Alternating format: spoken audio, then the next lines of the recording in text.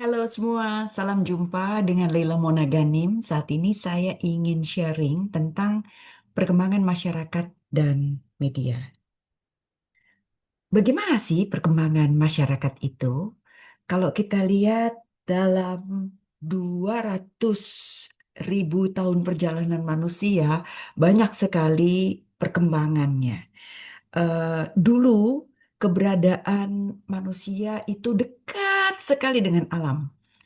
eh, Masyarakat itu berburu gitu ya.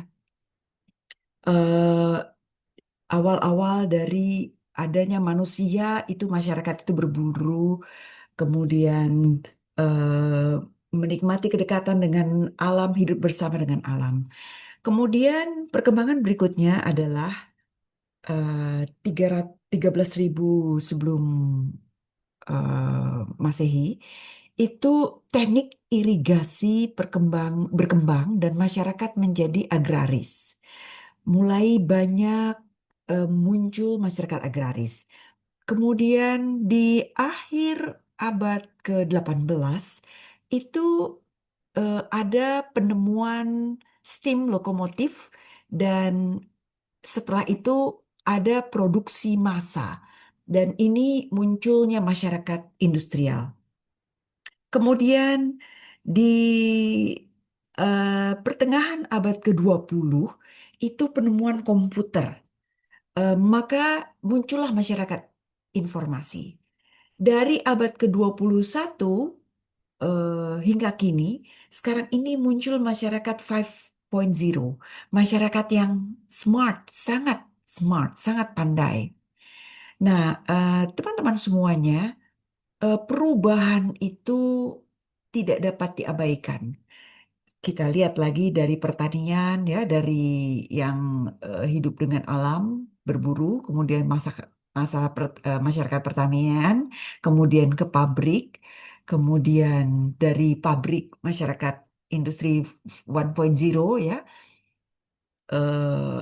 ada apa namanya penemuan alat-alat ya, mesin uap sebagai alat mekanis pertama, kemudian yang sebelumnya pakai manusia, kemudian 2.0 tenaga listrik, conveyor belt ya, untuk penggerak mesin sehingga itu mempercepat proses produksi, maka industri makin berkembang.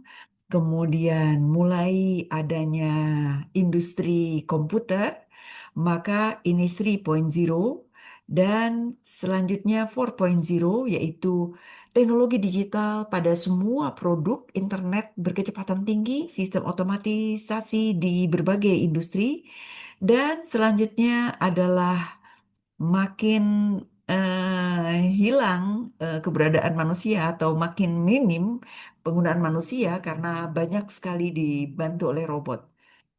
Nah, teman-teman semua, sekarang kita dekat dengan 5.0 dan Society 5.0 adalah teknologi yang diupayakan untuk kemaslahatan manusia.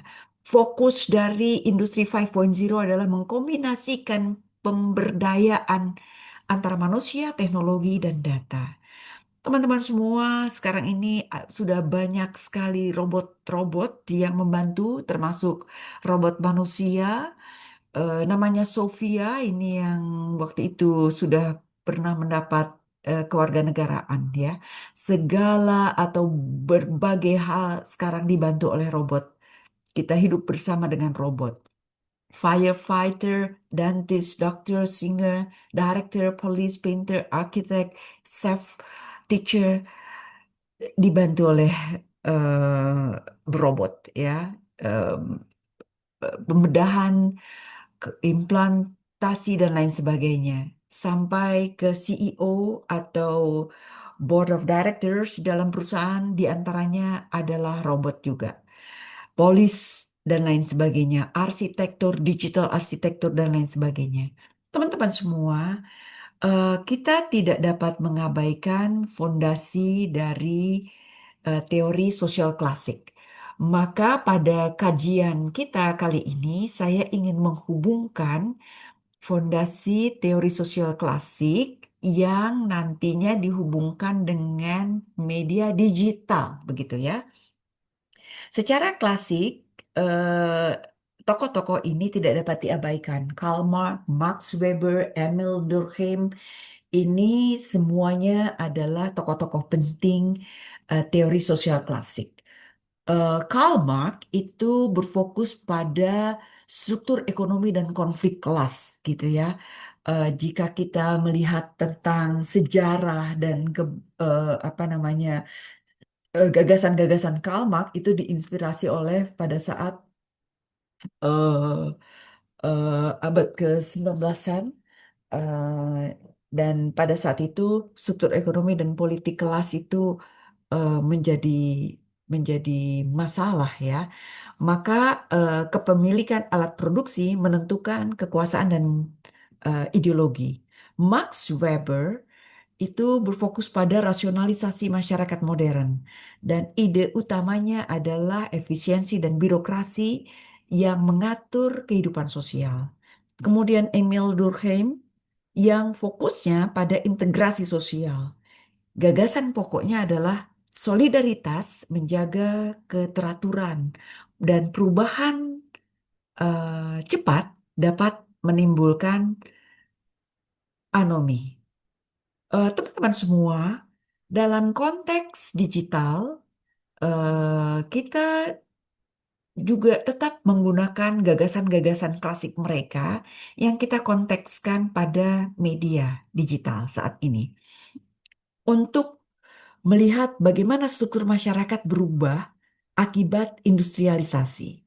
Kan Karl Marx yang berfokus pada materialisme dialektis, dia memfokuskan pada siapa yang memiliki infrastruktur media. Tadi gagasannya pada infrastruktur dan kelas, gitu ya.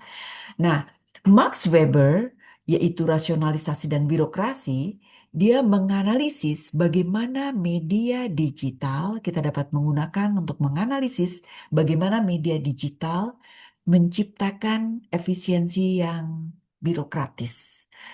Bagaimana algoritma mengatur apa yang kita lihat demi efisiensi pasar. Itu dari kajian Max Weber, rasionalisasi dan birokrasi. Kemudian Emil Durkheim, solidaritas sosial, mendiskusikan apakah media digital mempererat solidaritas, kesadaran kolektif, atau justru menciptakan anomi, kekacauan norma karena perubahan sosial yang terlalu cepat. Teman-teman semua, Karl Marx berfokus pada siapa yang memiliki infrastruktur media di era digital atau pemilik platform seperti Google atau Meta itu menguasai alat produksi atau informasi. Ya, jadi meskipun gagasannya dulu belum ada teknologi digital, media digital, tetapi gagasan utamanya dapat diaplikasikan. Jadi siapa pemilik modal atau infrastruktur media di era digital, itu menguasai alat produksi informasi. Das Kapital dari Karl Marx membedah mekanisme kapitalisme yang menggerakkan perubahan masyarakat. Jadi perubahan masyarakat itu diinspirasi oleh mekanisme kapitalisme. Tiga poin utama yaitu komodifikasi, budaya sebagai barang dagangan. Marx menjelaskan bahwa di dalam kapitalisme segala sesuatu cenderung diubah menjadi komoditas. Sesuatu yang diproduksi hanya untuk dijual demi keuntungan, bukan sekedar untuk kegunaan sosial. Jadi, bagaimana hubungannya dengan media? Di era industri budaya, ekspresi kreatif seperti musik, film, seni tidak lagi dihargai karena nilai estetikanya saja, tetapi karena nilai tukarnya di pasar.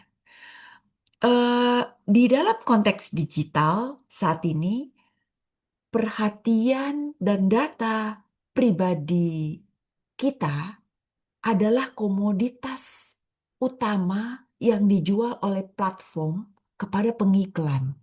Kita lihat bagaimana tentang individu-individu atau attention, like, kemudian eh, kecenderungan orang menonton, jumlah tontonan, dan data pribadi kita itu dijual sebagai komoditas utama oleh platform kepada pengiklan.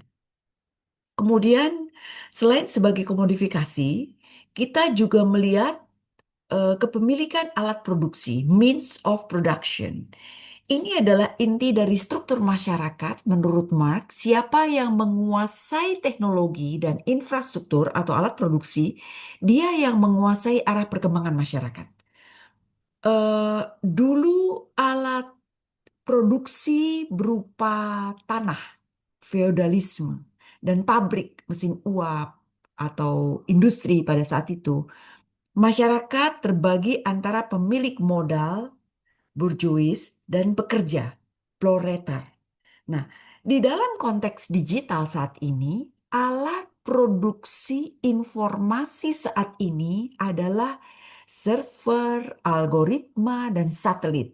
Masyarakat berubah karena kendali atas informasi berada di tangan segelintir raksasa teknologi, big tech, dan menentukan kebenaran serta arus opini publik. Jadi tetap kita menggunakan gagasan dari Karl Marx tentang komodifikasi atau serta kepemilikan alat produksi, means of production, serta nilai lebih, surplus value dan eksploitasi. Marx berargumen bahwa keuntungan kapital itu berasal dari nilai lebih yang dihasilkan pekerja tetapi tidak dibayarkan kepada mereka. Jadi pengusaha itu mendapat nilai lebih hasil dari kinerja pekerja tetapi tidak dibayarkan kepada mereka dan digunakan oleh kapitalis. Eh, Eksploitasi modern itu,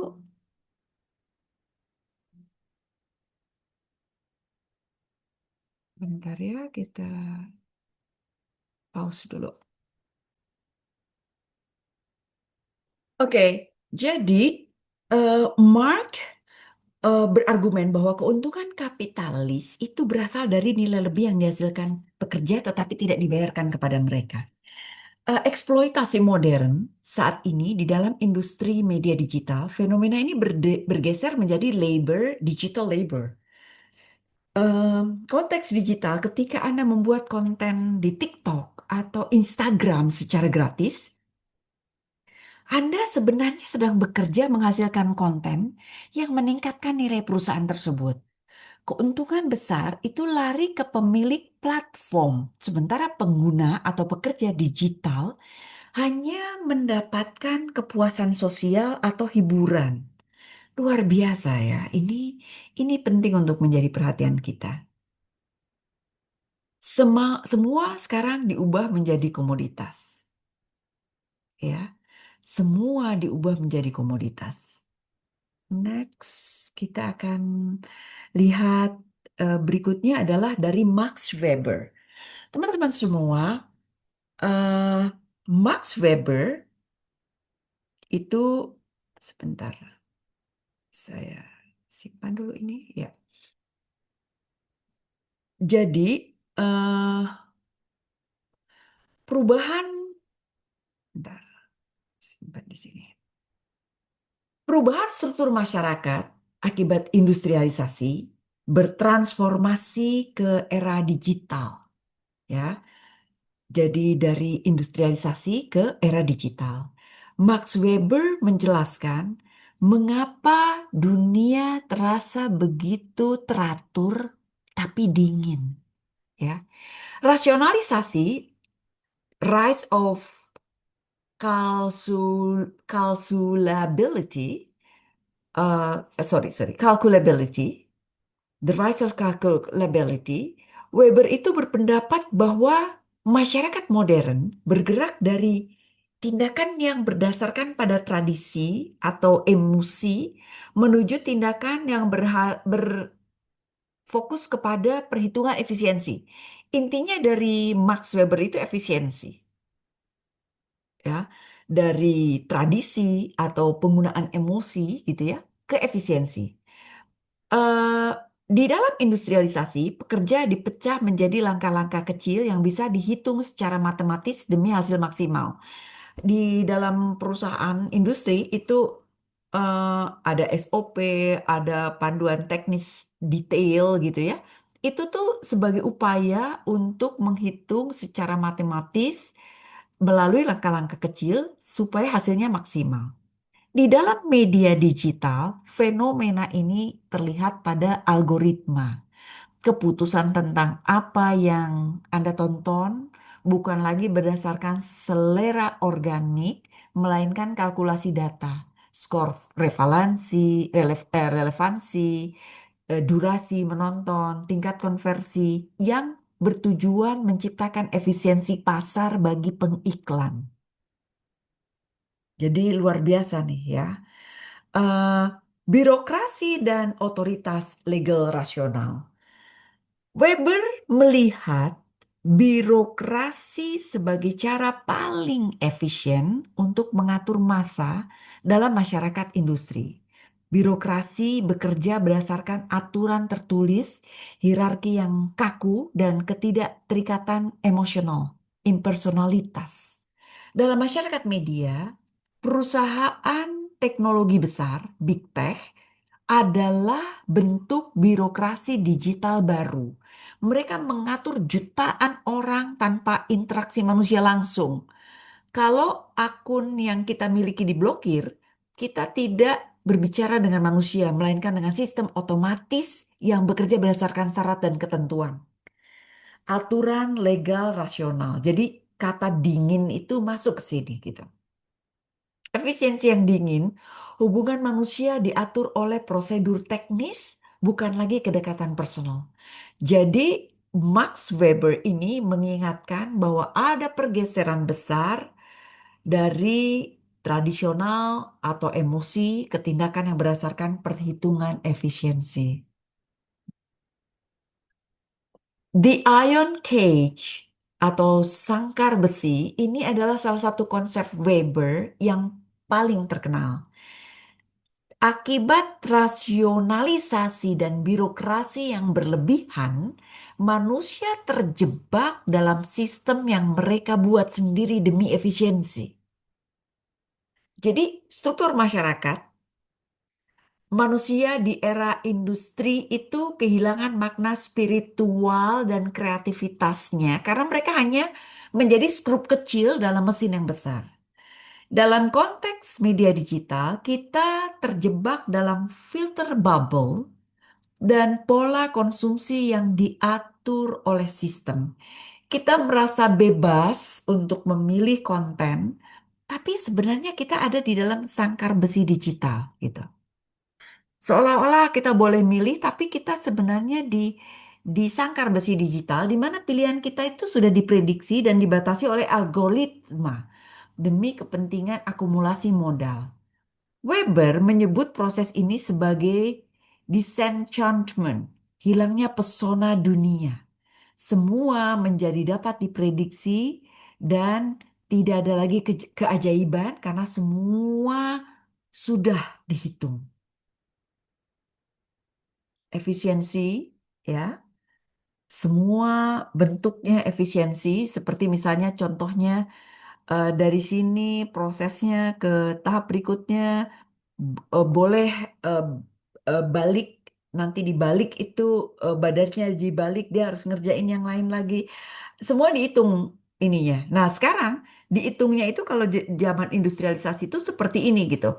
Dengan eh, pindah itu ada hitungannya gitu ya. Pindah tubuh, ada SOP, ada detail-detail dan lain sebagainya. Tetapi sekarang adalah dengan filter bubble. Algoritma mengatur apa yang kita lihat demi efisiensi dari pasar. Kita ada di sini, nanti apa saja yang kita tonton itu ada di sangkar besi ini gitu ya. Apakah media digital mempererat solidaritas, kesadaran kolektif dari Emil Durkheim atau justru menciptakan anomi, kekacauan norma karena perubahan sosial yang terlalu cepat? Ya, saya ingin mengajak untuk menonton ini nanti ya tentang siapa Emil Durkheim. Bagaimana masyarakat bisa tetap bersatu, integrasi sosial di tengah perubahan zaman dari tradisional ke modern? Apakah internet membuat kita semakin dekat atau justru membuat kita kehilangan arah? Tiga pemikiran penting Durkheim yang relevan dengan media digital. Satu, pergeseran solidaritas. Ya, sekali lagi, apakah internet membuat kita makin dekat atau justru membuat kita kehilangan arah? Ya, dalam konteks media digital, kita lihat pergeseran solidaritas dari mekanik ke organik. Durkheim membagi solidaritas menjadi dua, solidaritas mekanik, solidaritas organik. Mekanik itu terjadi pada masyarakat tradisional yang memiliki kesamaan nilai, agama, dan pekerjaan, dan keberagaman sangat rendah. Sementara masyarakat solidaritas organik terjadi pada masyarakat modern yang kompleks, di mana individu berbeda-beda namun saling bergantung karena spesialisasi seperti organ tubuh.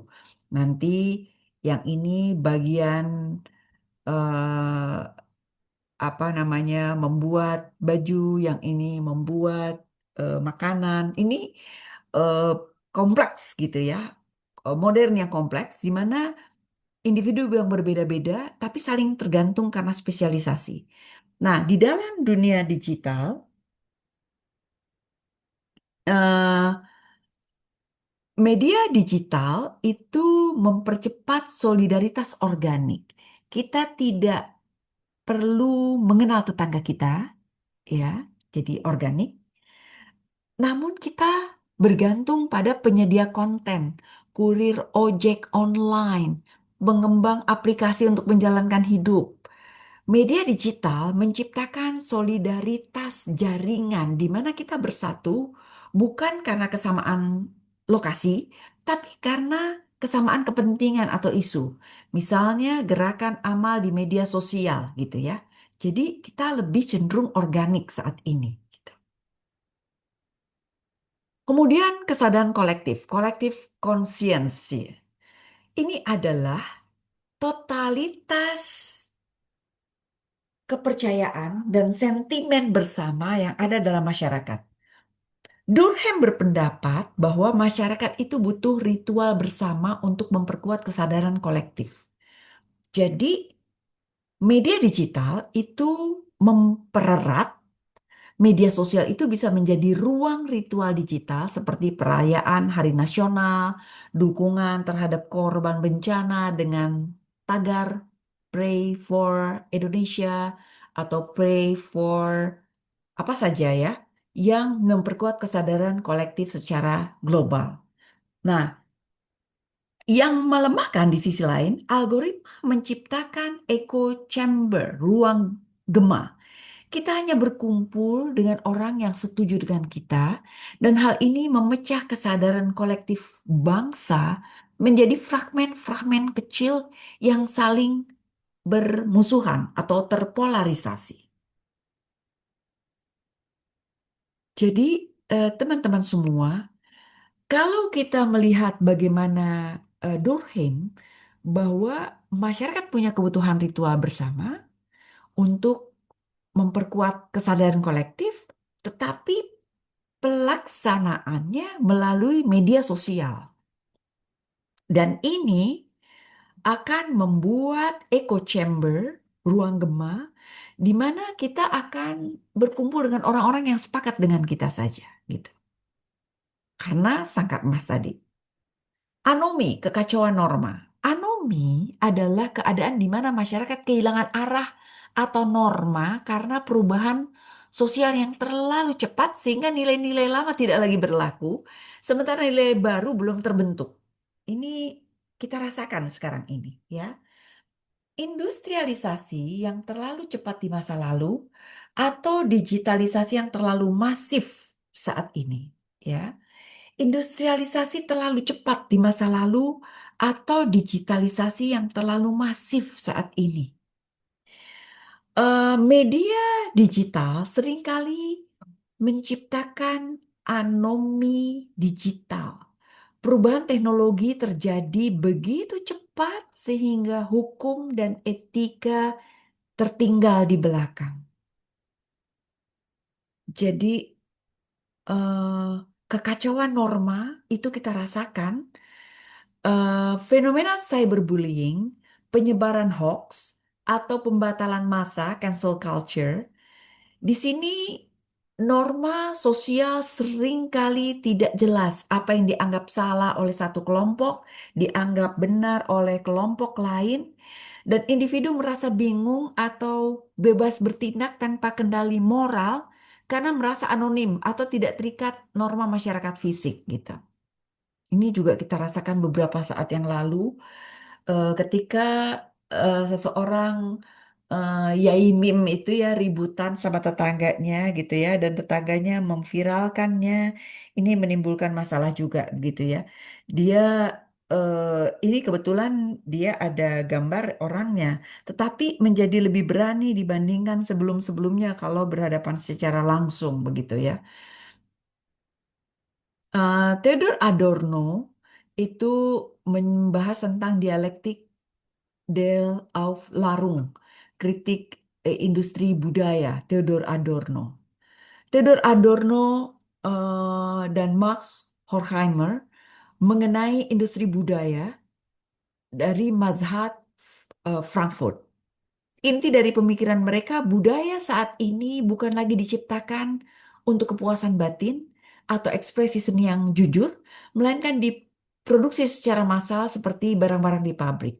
Jadi nanti kita rasakan ada standarisasi, keseragaman dari konten dari Adorno dan Horkheimer, Max Horkheimer. Jadi bayangkan sebuah pabrik yang mencetak ribuan botol plastik dengan bentuk yang sama. Itulah yang terjadi pada media sosial kita saat ini.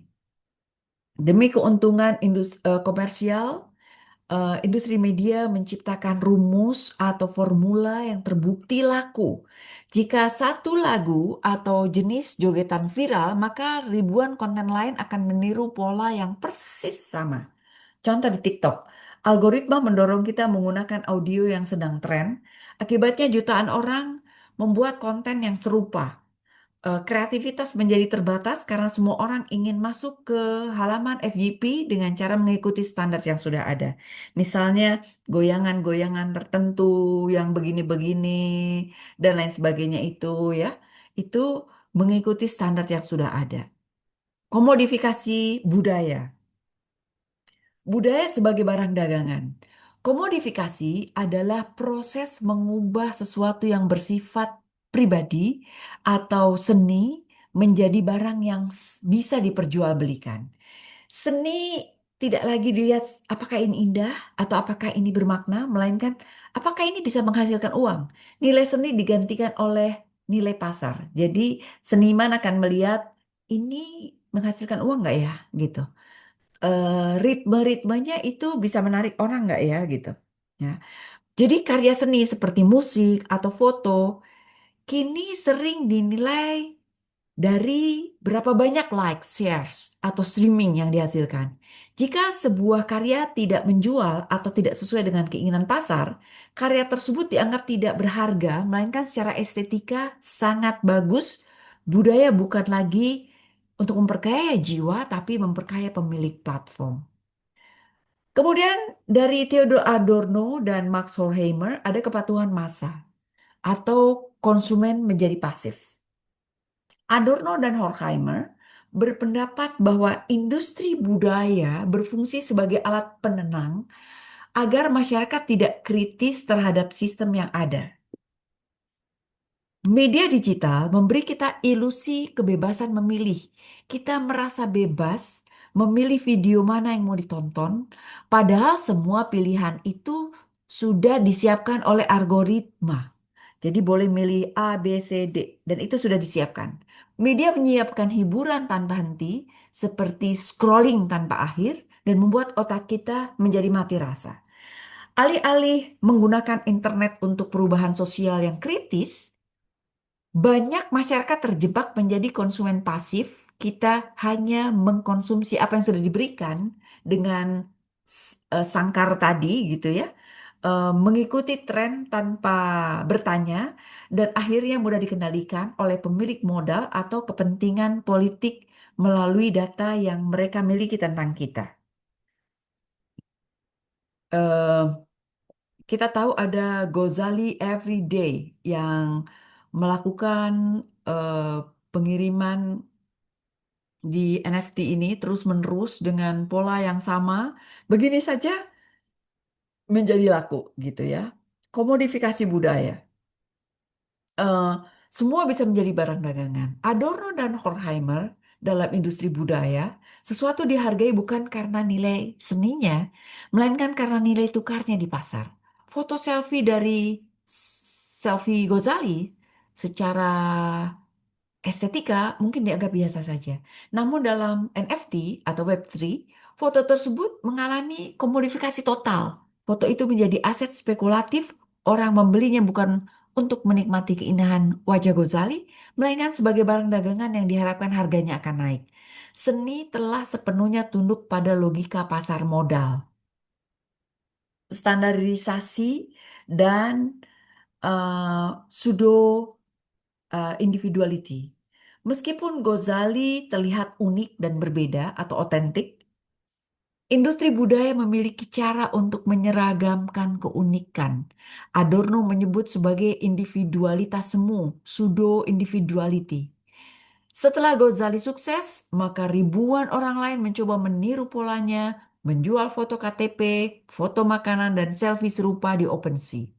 Keunikan Ghazali langsung diserap oleh sistem industri yang menjadikan standar baru atau tren. Kreativitas yang awalnya spontan langsung dipetakan oleh pasar menjadi formula untuk mendapatkan keuntungan cepat. Industri budaya sebagai alat distraksi. Adorno dan Horkheimer percaya bahwa industri budaya menyajikan tontonan yang membuat masyarakat tetap patuh dan terdistraksi dari masalah struktural yang lebih besar. Narasi everyday Ghazali seringkali dibungkus oleh media sebagai cerita from rags to riches, dari miskin menjadi kaya yang bersifat instan. Ini ilusi kepada massa bahwa siapapun bisa sukses di dunia digital hanya dengan keberuntungan. Ini menutupi kenyataan pahit tentang ketimpangan ekonomi dan bagaimana platform besar sebenarnya mengambil keuntungan dari setiap transaksi tersebut. Biaya gas fee, komisi platform, masyarakat dibuat sibuk mengejar mimpi NFT daripada mengkritisi bagaimana teknologi ini bekerja menghasilkan data dan modal. Hilangnya aura seni. Teman-teman semua, merujuk pada rekan mereka, Walter Benjamin, yang sering dikaitkan oleh mazhab dengan mazhab Frankfurt, mereproduksi mekanis dalam hal ini digital NFT, menghilangkan aura atau keunikan asli dari sebuah karya. Foto Ghazali adalah hasil produksi massal, diambil setiap hari selama bertahun-tahun. Ketika masuk ke ranah digital, dia kehilangan konteks kemanusiaannya dan hanya menjadi kode digital atau token yang bisa dimiliki. Seni tidak lagi menjadi pengalaman spiritual, melainkan sekedar transaksi di buku besar, blockchain. Teman-teman semua, saya ingin melanjutkan. Nanti kita akan lihat inspirasi-inspirasi lainnya. Sementara kita sudahi sekarang ini dan Kita akan melanjutkan pada bahasan berikutnya di next step.